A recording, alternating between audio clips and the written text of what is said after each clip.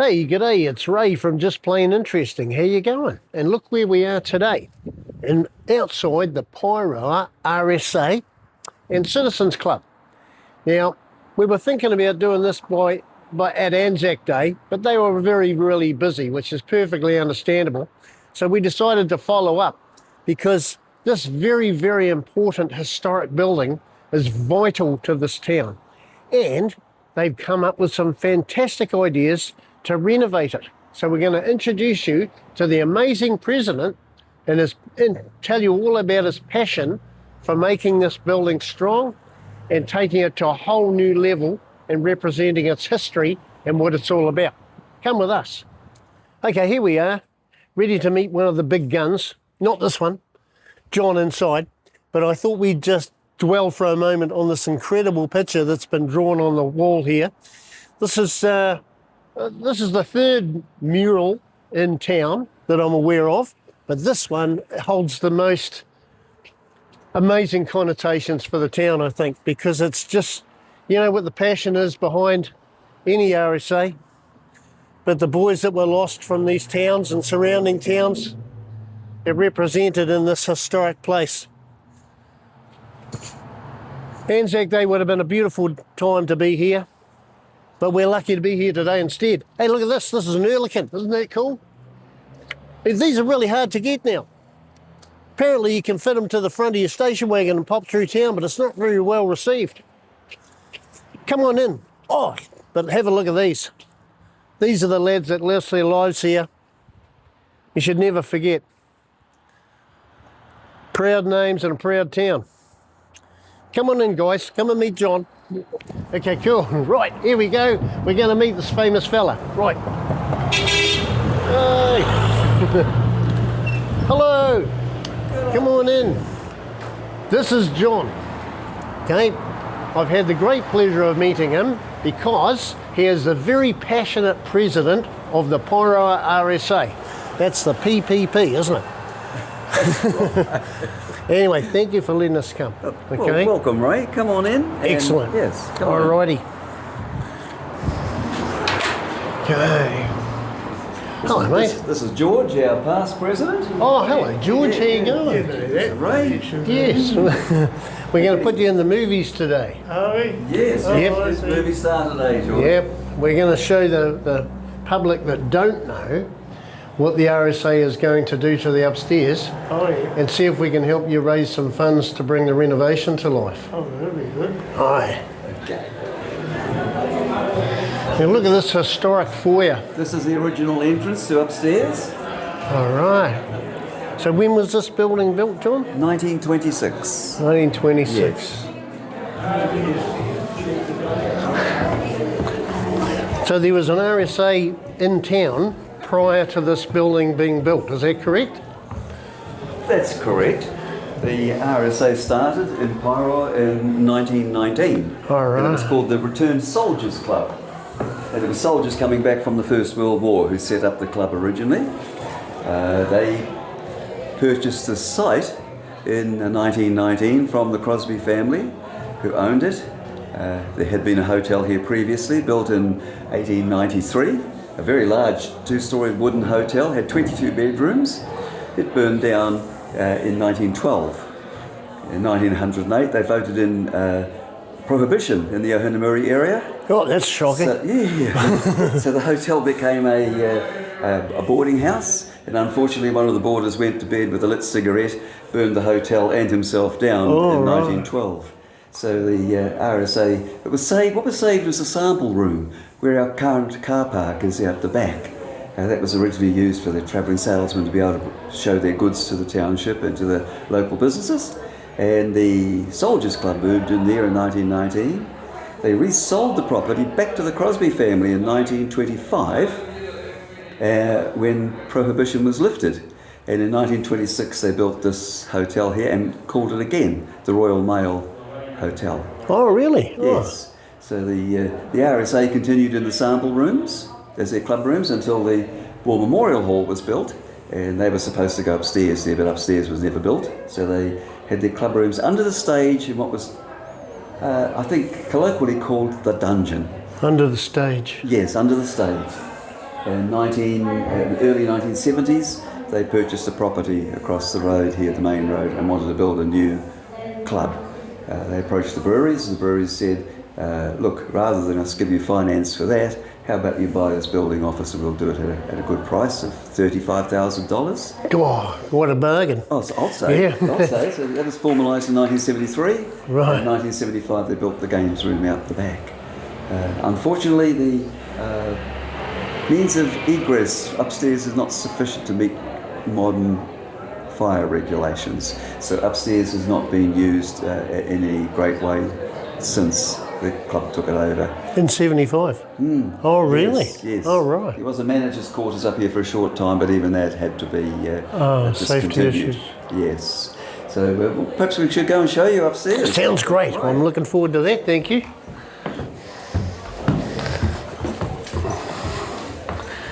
This carpet's as dated as I am, isn't it? Yes, it is. The carpet kind of lets you know the vintage.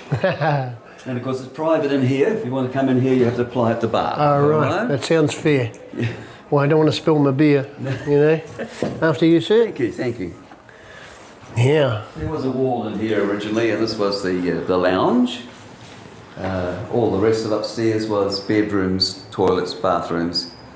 Of course, typical of the old hotels, you had to go down to the end of the passageway to get to the toilet or the shower or the bathroom. Just as well. This is an eye catcher, isn't it? It is. Yeah, look at that. I should straighten it up. It's not going to hang properly, I don't think. No. So, yes, so it's got to be Monty, and we're completely unsure on the second face there. Yes. But, it certainly gives the impression that they're both Englishmen. Despite the hat, which is rather confusing. So anybody that knows who that second face might belong to in its animated form, we'd be very happy to find out. But they both look English, but the overtones are there. So we suggested that Stalin might be the second culprit because of the hat, but it's a bit mystifying. There's no real clarity. We've got a photo of Rommel downstairs as well, so perhaps we should have a look at that at some stage and see if we... Yeah, comparison. Yes. But look at this. This is really an eye-catcher, isn't it? Now, this is particularly uncommon. It's of that Oerlikon that's downstairs. This is a spare magazine for the Oerlikon that came with it. Actually, where did that come from? That came from the New Zealand Armed Forces, who donated both the field gun and the Oerlikon to the club because they were decommissioned. And was that when the RSA was built, or took over the premise? No, that was. I can't give you the date, but I suspect that was 1970s. 1970s, 1980s. Cool, generous, aren't they? Yes. Wonder if they'll do the same for me one day. It would be nice. Probably not. No, I shouldn't think so. But so these things are for a possible museum in the future? Yes, we've just run out of space downstairs to display a lot of this. It had been kept up here, and we've not been able to store it anywhere else. But we found a spot downstairs we can store it in the meantime. So when does the renovation start here? End of this month, the builder is programmed to come and start the work. It's about a 4-month period, for 4 to 5 months to get it finished. That's an incredible amount of work to be done in 4 months. That's such a big... The builder intends to wrap the whole building. They'll put a scaffold around it and shrink wrap it, and that way they can work independently from the winter weather. Right. So hopefully, and it also keeps the public safe from any dust and dirt or a dropped hammer, for example. Yeah. Oh, yes, these wallpapers are a trip down memory lane. Yes, that had been put in when the manager's flat, I suppose, was first moved. Well, this is a 70s one. Yes, that's right. The manager's flat in the 1970s. Oh. The manager had a bathroom and... See, the maid hasn't been upstairs for a day or two. Yeah, for breakfast in bed. Your own personal chip fryer. Yeah, absolutely. Always handy. Over the years, I think ever since 1973, anything that partly wore out in the club or became a little bit redundant was taken upstairs, just in case it was necessary. Is that why there's 3 barmen in the last room? Yes. And it has actually quite a nice aspect over here. I like that. I like the view. The view's up the amazing. Main street there. And it's the old iron joinery with the small panes of glass. Some of them a little bit worse for wear, but we'll get those repaired when the building is strengthened. So all the interior walls are coming out, bar the load-bearing ones? Yes, all the interior, particularly the ones between the small bedrooms. Perhaps I could go and show you. Sounds great. Okay, let's have a look. So how many bedrooms are here in total? Oh, about 16. 16. Yes, so these are the old bedrooms. Well, that one's not going to be short of hot water. No, the bar used to be at one stage directly below this. I suspect the hot water's put in there to service the bar. All right. Yes. You've got a lovely little museum downstairs going on in the RSA itself. Yes, there's a lot of tonga there. There really is. It's we didn't quite time it correctly today because there's a birthday party going on down in the bar, which has certainly got a lot of enthusiastic young people looking forward to eating cake. But I was hoping to show the militaria side downstairs, but another time possibly if we're lucky. Have a look around. But I mean, this visit is predominantly about trying to assist the club in raising funds for the renovation. You've had a generous grant to get you on your feet, haven't you? Yes, the Lotteries Grants Committee have granted us money from both the Heritage Fund and the Community Services Fund, so to a total of approximately $450,000. Right. And we've had to raise, the construction cost will be approximately $620. We've raised a lot of that again from donations from throughout the community, which have been some very, very generous donors. And the club itself has been busy the last few years raising money because before we could start applying to lotteries, we had to have all the seismic assessments done, the seismic design done. We had to have plans, specifications, quantities and an estimate. And we had to have resource consent and building consent. Right. So we had to fund that. We funded that fairly much ourselves, with some assistance from Hauraki District Council, who have been very supportive That's very of nice. this project. Yes. Good job you're not in Thames. Anyway, yeah, no, that's cool. And so all these old walls, these internal walls here, they will be removed because they have to do work on the exterior walls. So those walls will actually be in the way, and they're non-load bearing. So I mean, if we ever thought we could utilise these small spaces again, we would have left them in if possible. But in terms of accommodation, nobody wants a room where you just fit a single bed, a wash hand basin. Well, I don't know, make a great prison. And, you know, you could have the annual claustrophobics convention here and see how that floats. Particularly if you put a blind on the window, yes. Yeah, bars on the door. Yes. No, that'd be nice. But yeah, no, I love that. I love the ironwork. That's lovely. It is. The windows are just lovely.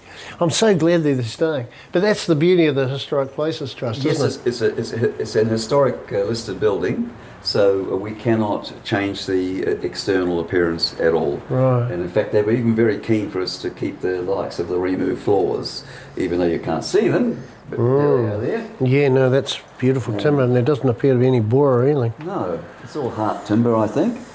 Of course, not treated in 1926, but... No, but still lasting well. And the beams, I saw the beams in the floor are 12 inches? Yes. 12 inches 12 deep. inches by, I think, about 2 or 3 inches. Right. Yeah. I don't think it'll fall down the hurry. No, it won't. No.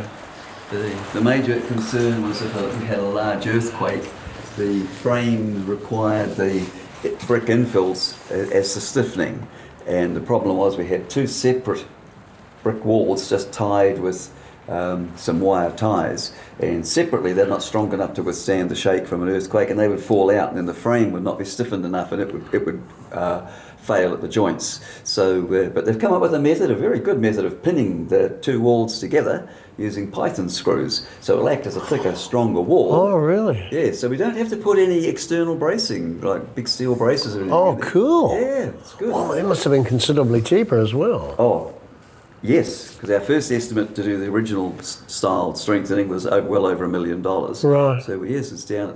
We were very, very pleased. The engineers served us very well. John's got an engineering background, which is why he was snaffled so nicely to, and happened to end up as the president, a very long-standing president of 7 years, because he's so invaluable. Oh, stop that. Stop that. Oh, that's true. I heard from all sorts of people actually. Actually, this carpet's a true antique, isn't it? Look at that. Yes, yes. Here's an antique poo stain in the middle there. That's a bit of a shame. Yeah. I like to think of it as a water stain. Oh, that's So it. it's a Yeah, that water was stain, it. all right? Yeah. Yeah.